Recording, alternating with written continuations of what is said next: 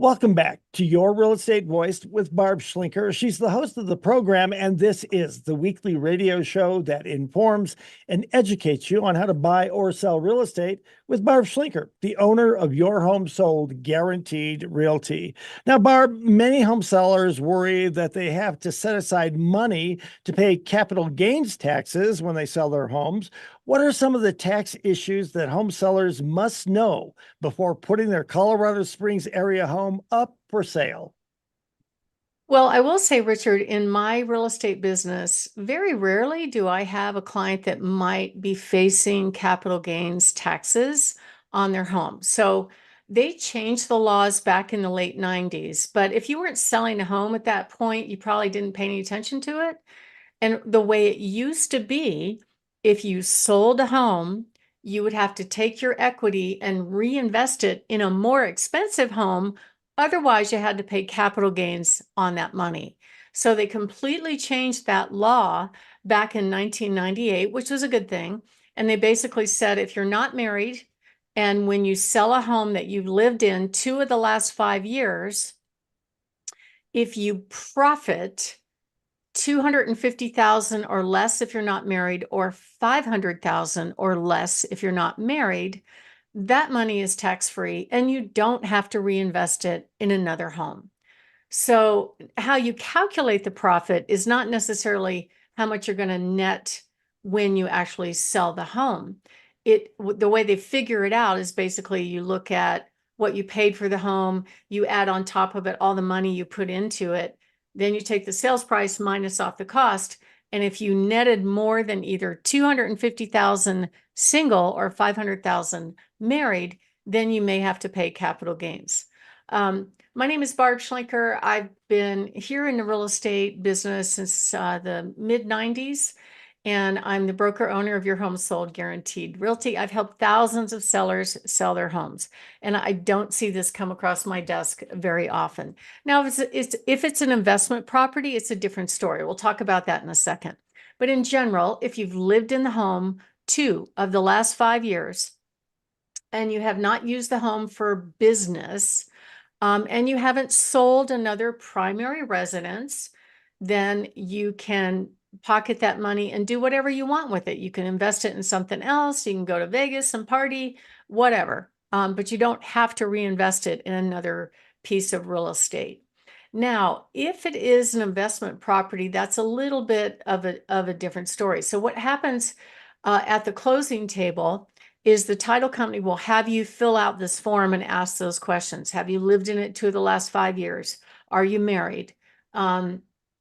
Have you used it for business? And is the sales price over 500,000? If it's over 500,000, regardless of how much profit you made, they are going to issue a 1099 at the closing table. But that does not mean that you owe taxes.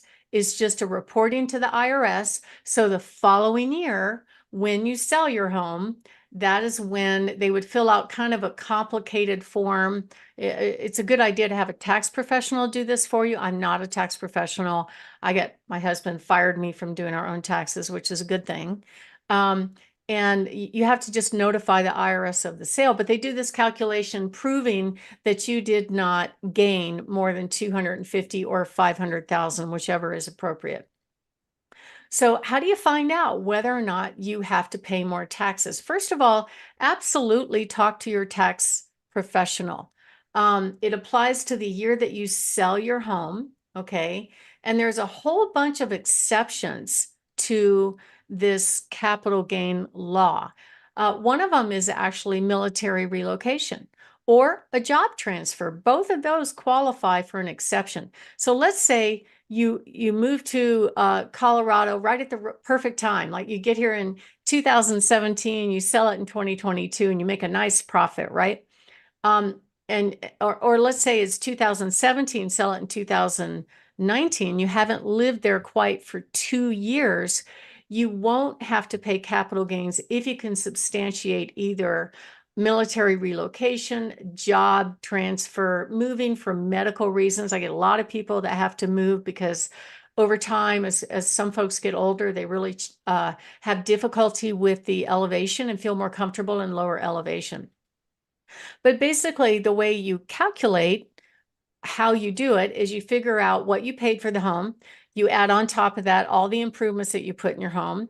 You add on top of that your selling costs, which would be commission, taxes, all that stuff, and title, all those things. And then you subtract the sales price minus all those expenses, and that is, quote, your gain. It's not the same as you're writing off, like if you had a mortgage in there, it has nothing to do with it. It's basically what you paid, what you added on top of it, and did you profit more than 250,000 on the sale. Now, if you're selling a rental home, it's a different game.